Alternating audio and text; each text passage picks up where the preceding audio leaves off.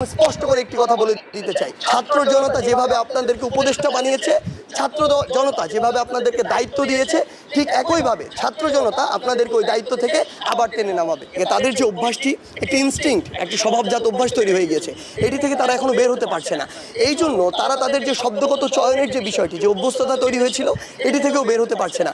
এই জন্য তারা এখন পর্যন্ত এটি সিদ্ধান্তে আসতে পারছে না, বা এটি বোঝার সামর্থ্য হয়নি যে লাইনগুলো তাদেরকে কিভাবে মেক করা উচিত, কোন শব্দের সাথে কোন শব্দটি দেওয়া উচিত। তারা কিভাবে এটি বলে যে কোটা সংস্কার আন্দোলনের নামে এটি হয়েছে। তাদের বরং বলা উচিত ছিল যে এই যে ঘটনাগুলো হয়েছে এগুলোর বিচার নিয়ে। তিনি যদি কোটা সংস্কার বলেন, কোটা সংস্কার আন্দোলনকে কেন্দ্র করে কিছু বলা মানে কোটা সংস্কারের সাথে যারা সমন্বিত ছিল তাদেরকে নিয়ে বলা। স্যান্ডেলিনা সো তারা হয় ওটিকে আলাদা একটি ইন্ডিভিজুয়াল ইস্যু করবেন, অথবা কোটা সংস্কার আন্দোলনের সাথে এই যে সম্পৃক্ততাটা, এটি একটি বিভাজন তাদেরকে দেখাতে হবে। কারণ কোটা সংস্কারকারী যারা ছিল তারা কখনো এগুলোর সাথে সম্পৃক্ত ছিল না। আমরা জানি এবং আমরা দেখেছি দেশে অনেক জায়গায় এরকম কিছু ঘটনা ঘটেছে যেগুলো আমাদের জায়গা থেকে প্রত্যাশিত না, আমরা সমর্থন